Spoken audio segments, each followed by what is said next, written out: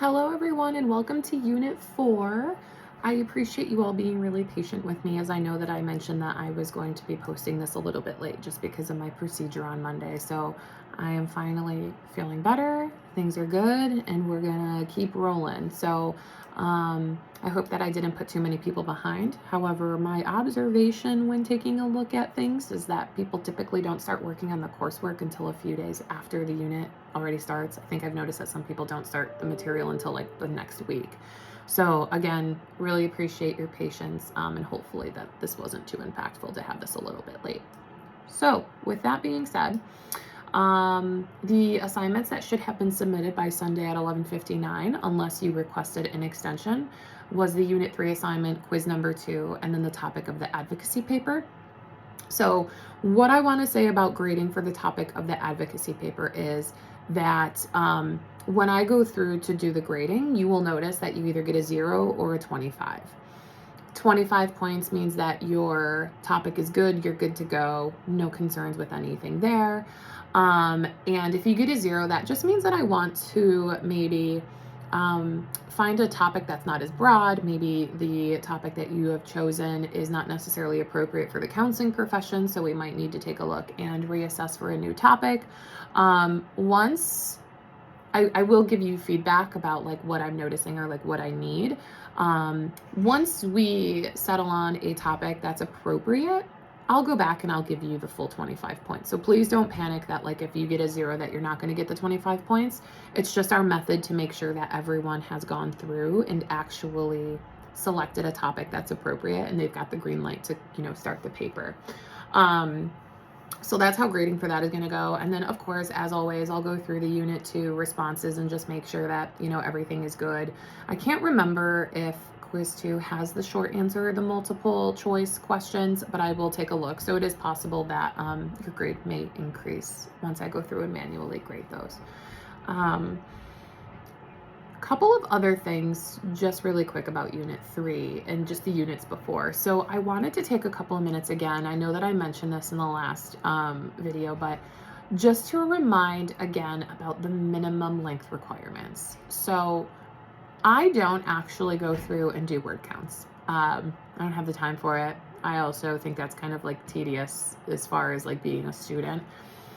As I've explained before, the reason I give this ballpark word count is because in the past, when I had said to students, give me a, insightful, reflective response that like demonstrated, how one is kind of taking in the material, internalizing it, reflecting on it, just demonstrate to me, how you're doing that. And so students would give me just like a couple of sentences, and like that is not enough to reflect on the question and then also give me your perception, answer all of the elements of the question. So that is where the word count came from, because it just like wasn't fair and students weren't really picking up on like what an insightful and thoughtful response looked like. So if I'm going through your assignment and I'm giving you feedback of like, please make sure you're meeting the minimum word count, if that is something that you need to do as far as like counting the actual words, please feel free to do that, especially if you are struggling with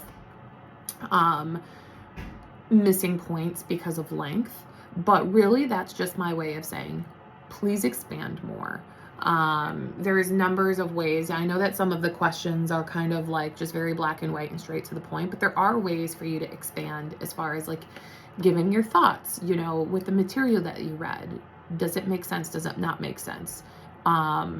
Was this something that you knew before? Do you agree with it? Do you disagree? Is it something that you can relate to? Like really make sure that you're expanding on the question. So again, when I say please meet the minimum length requirements, I'm not actually going through and counting your words. That is just a form of guidance to help you have a response that is sufficient, right? So we don't have the classroom element. We're not having lectures for 50 minutes or 2.5 hours. We're not having classroom discussions for that long. So the discussion boards in the unit assignments are huge elements for this course. Like I don't know if anyone actually pays attention to this, but there are guidelines for the university that like for a 3-credit course, this is how much time you need to be putting into it each week.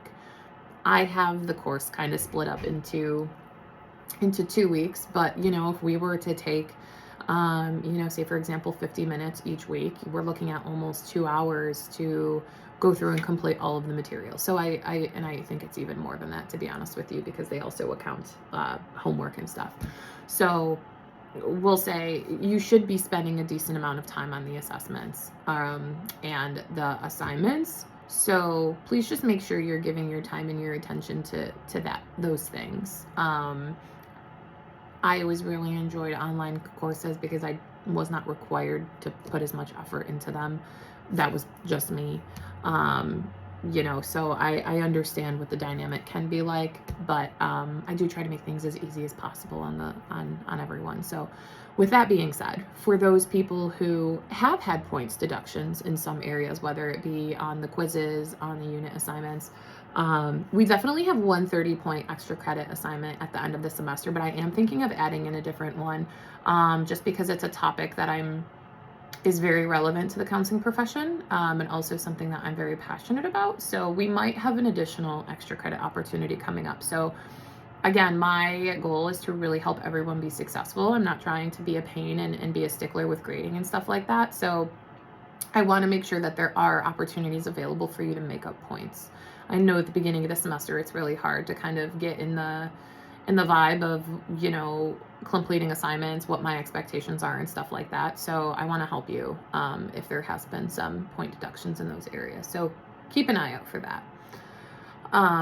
One other thing that I wanted to cover before I go into the Unit 4 stuff is there was a lot of questions about the difference between counseling and therapy and the difference between a licensed mental health counselor and a psychologist in some of the questions in the unit assignment. So the term counseling and the term therapy oftentimes can be just used interchangeably. There's not really anything that would make something therapy versus counseling and vice versa. So you can definitely use those interchangeably, but there are very big differences between a licensed mental health counselor and a psychologist. So for starters, a licensed mental health counselor is someone who only needs to have a master's degree, and do the program, do the supervised hours, pass the exam, stuff like that.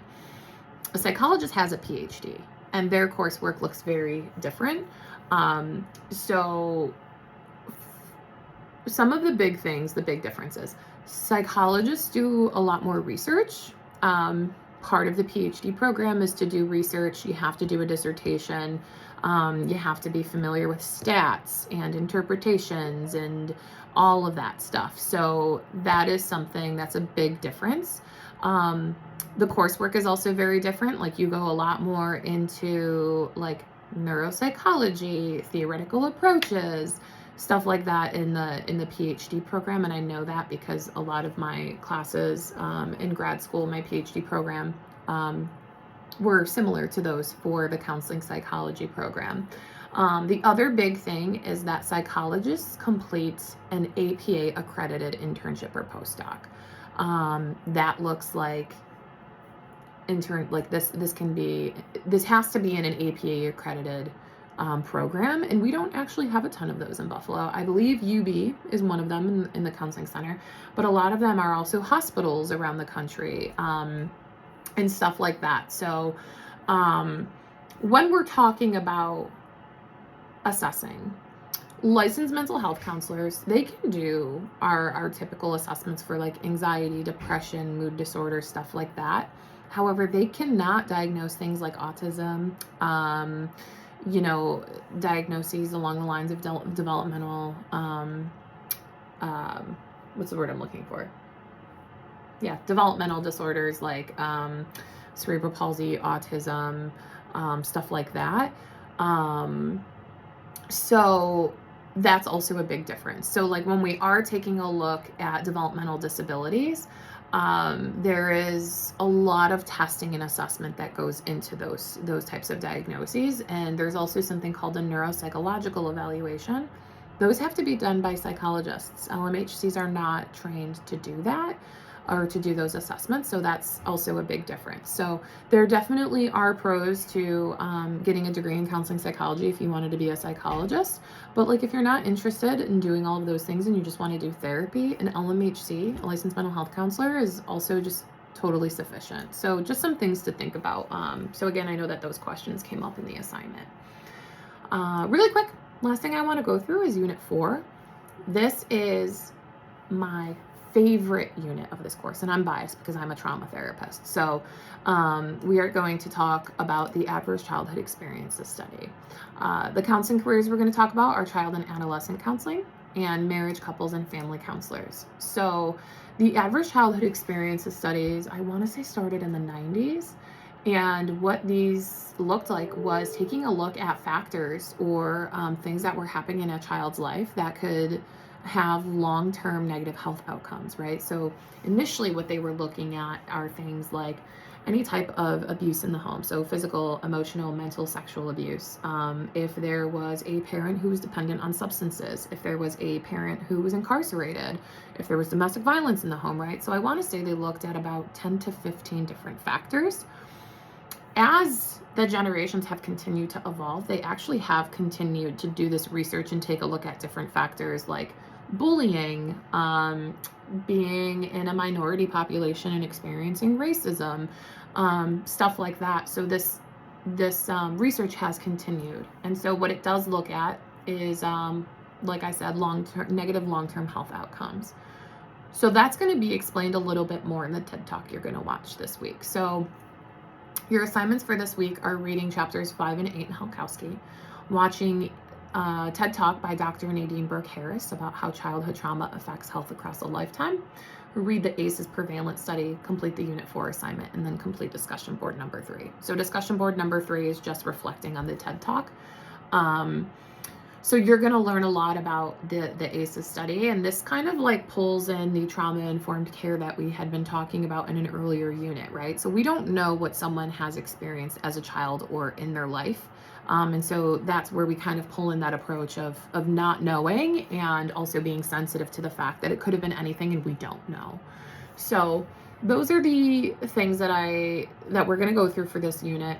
One last note that I want to make is for child and adolescent counselors, this does not take a particular license. You can be a psychologist that works with children and adolescents.